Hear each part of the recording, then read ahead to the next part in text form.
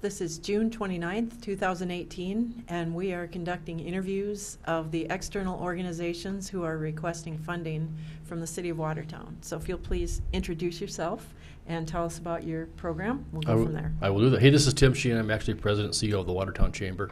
And the city's helped us out in the past with the some funding for the Cooking on Compesca. It's been Wing Fling, and it's been a lot of different names, but now we've called it Cooking on Compesca Days, simply because of the fact that we're adding more activities into the lake. We're bringing back the boat parade and the ski shows. That's kind of what people missed when they talked about Compesca Days. All right. So your request is to fund that program itself. I mean, we work with the Chamber of Commerce on a lot of different things, but this specifically is for the one event. And the money that that you request pays for what part of it, or do you not break it out? Well, it's a couple years ago, maybe 3 or 4 years ago when we started this, is that the money was actually set aside. The first $10,000 was set up for as a backstop, or actually the prize money for the KCBS teams to come to town. That really helped us out with not using the gate money and our the food vendor sales and all other sponsors to fund that and to get the teams here to town and hopefully get a lot of people out there to try the food and some of the entertainment that's out there. Yeah, it's really fun. I enjoyed it last year. Yeah, we're looking forward to it.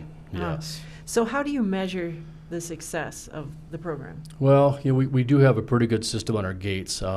We have a lot of volunteers, and each hour we have increments where we tally how many people came in, how many children came in, as well as our sponsors. Our sponsors also get wristbands ahead of time, so we can measure the gates. We also measure of course, our beer sales is a great barometer on the number of people that attend. And if the weather's good, we do really well.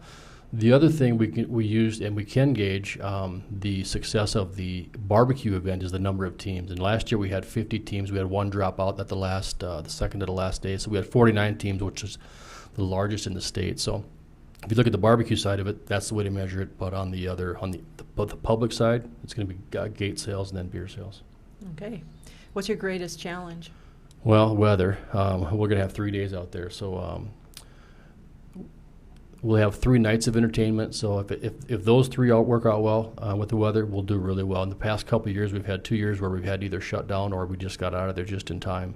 Volunteers is a big thing. We always seem to pull it off, but that would be our only, I would say this, the volunteers and the weather would be our biggest challenge. All right, and what's your vision for the future of Cooking on Compesca? Well, we've grown this from, in years past, it's been just a 1-day event. Years ago, it was a 2-day event, but it just didn't, we didn't have the sponsorships back then to make it a second night, so we could only really afford only one band. But the way I've done things this year is I've got sponsors for Thursday night, Friday night, and Saturday night.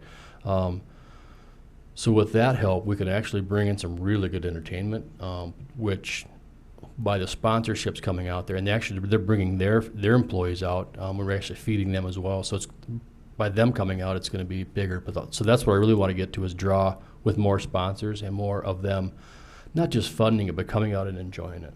Yeah. All right. Well, any last thought you want to leave people with?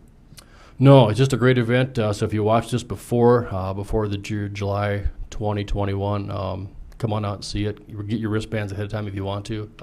This is going to be a great time. All right. Thank you, Tim. Very good. Thanks for having me again. You bet.